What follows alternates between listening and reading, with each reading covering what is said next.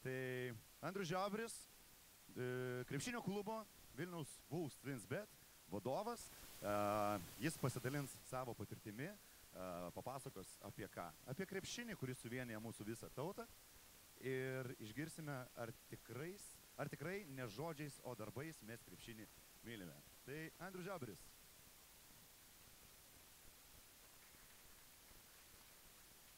Labą rytą. Kažkaip tikrai nesitikėjau, kad ne main stage tiek žmonių susirinks, tai man labai malonu. Esu Andrius Žiobris, BC Wolves Twins Bet vadovas ir kažkaip šiandien pabandysiu būti labai atviras su jumis. Šiek tiek ta prezentacija turbūt yra labiau tiems suprantama, kurie gyvena krepšinėje, krepšinio pasaulyje, krepšinio versle, sporto versle. Ir būsiu tikrai labai atviras ir tas įsireiškimas mes nereiškia, kad mes kaip visa Lietuva, mes čia prisiduodam kaip BC Wolves. Tai jeigu taip trumpinant, turbūt klausimas gali atrodyti taip, kad daugiau kalbam nei kad darom, tai pabandysiu šiandien per savo pristatymą pakalbėti atvirai, kaip čia mums sekasi 3 metus šito rinkoje gyventi. 22 metais įšokam į krepšinio pasaulį. Na ir iškart griebėm jautį už ragų. Visi žinom mūsų expectationus, lūkesčius, ambicijas, įsireiškimus. Vienas iš jų taip, kad ką čia Žalgirio Arena. Mes būsim didžiausia arena. Kas atsitinka? Nebėra. Nebus arenos didžiausios, visgi pagalvom, neišeina, per dideli lūkesčiai buvo. Šokam toliau. Sakom, nugi mums reikia ką, kažkokio tai talismano, kažkokio tai logotipo. Mūsų vieni iš konkurentų Vilniaus mieste turi geležinį vilką. Pabandykim būti originalesni, padarykim ne geležinį vilką, bet šiaip vilką. Kas iš to gaunasi? Kažkur matytas tas logotipas. Nesustojam, dar nepavargstam nuo expectationų. Judam toliau, sakom, baikit, Kęstas fantastinis treneris, dirbs iki sezono pabaigos, išves mus į finalus, greičiausiai ir ten laimėsim. Po šito pareiškimo nepraeina nei 2 mėnesiai, sakom, sorry, hebra, kantrybė baigėsi, Kęstą atleidžiam. Atrodo, jau turėtų būti užtenka gana, gal viskas, grįžkim į realybę, nustokim svaičiot. Ne, sakom, dar mes 3 mūsų gyvenimo metais mes turėsim kažkur 10 milijonų biudžetą.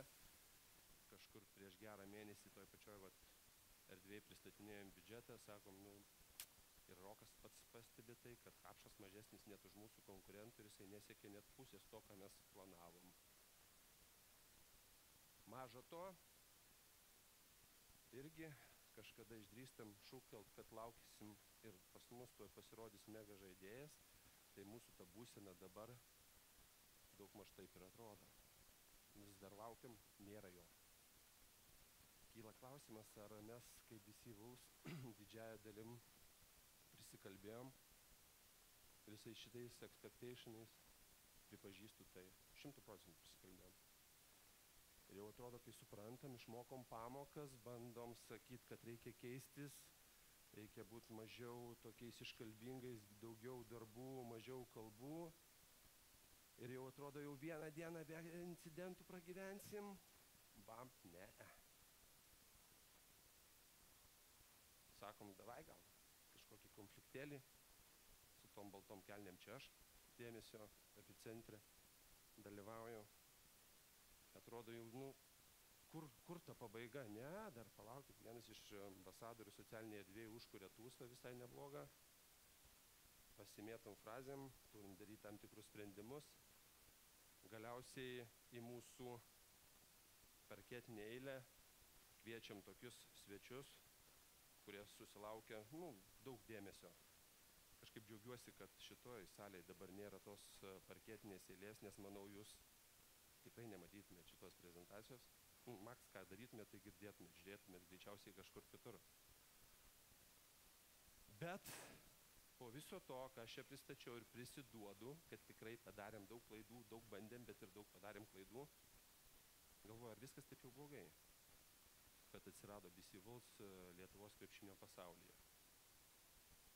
Ir dabar šiek tiek noriu pakalbėti apie faktus.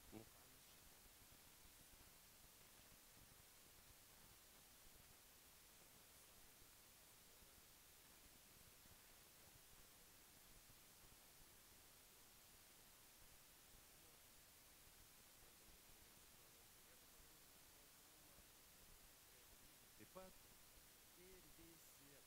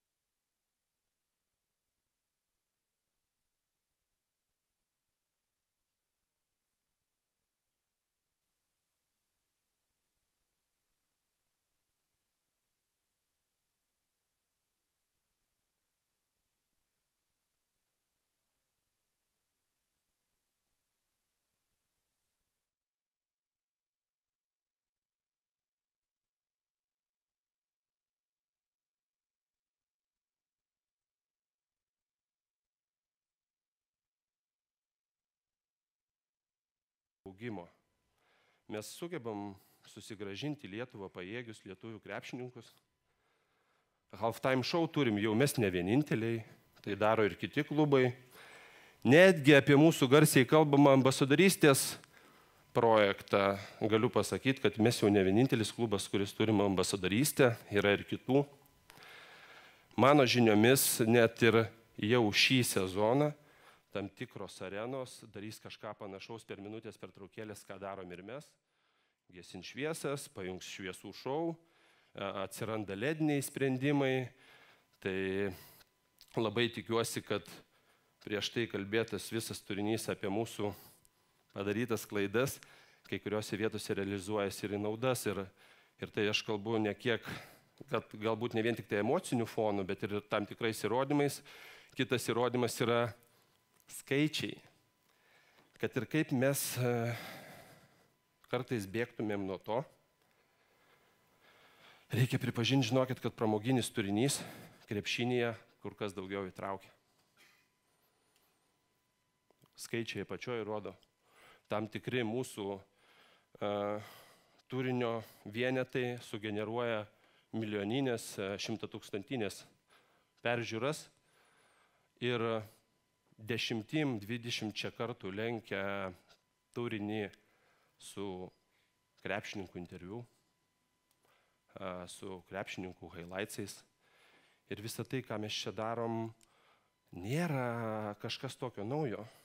Netgi galim sakyti, kad tam tikras pažangus krepšinio pasaulis, sporto pasaulis už Atlanto jau senokai tai yra supratęs ir tikrai tuo modeliu vadovaujasi jau eilę metų. Tam, kad žinot, netrodytų, kad aš čia skaičius rodau tik tai iš savo turinio, iš savo platformų. Mes labai džiaugiamės, kad šią vasarą mes buvom pastebėti komunikacijos ekspertų ir vienos iš agentūrų darytas tyrimas parodė, kad Vulfs ir paskui juos sekantis brandas TwinsBet buvo vieni iš ryškiausių debiutų Lietuvoje. Tai mums labai svarbus toks įvertinimas, nes kai kalbė apie save pats, tai atrodo, kad panigyrika, bet kai apie tave kalba kiti, tu supranti, kad kažką darai teisingai. Koks galėtų būti šito mano pranešimo reziumė? Gal reziumė pradėsiu nuo klausimo.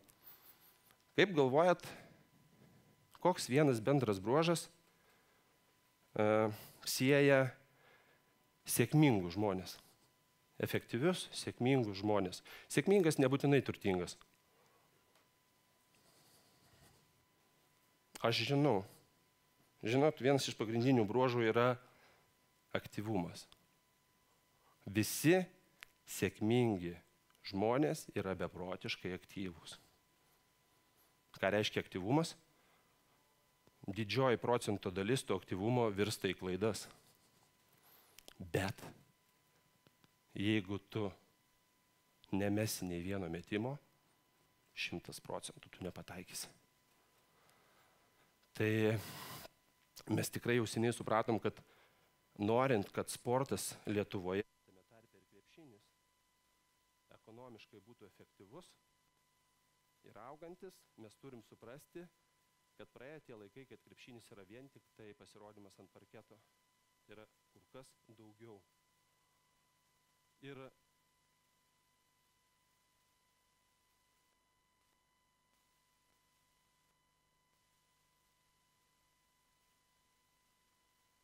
aktyvumą visi kažkaip suveda į aroganciją.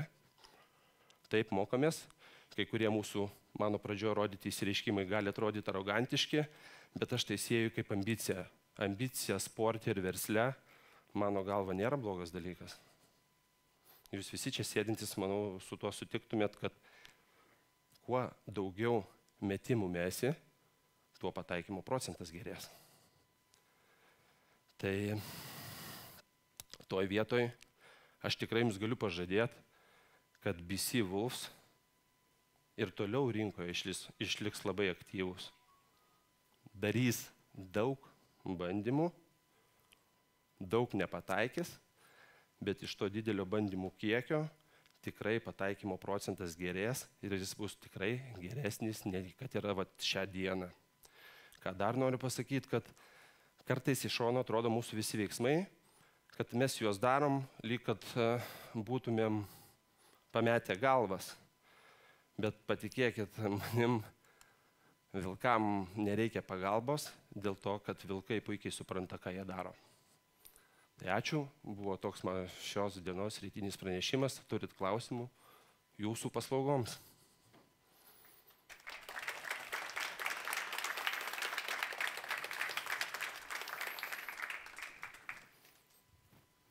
Nu, va, kaip gerai. Visiems viskas aišku. Nu, ačiū. Ačiū Andriui.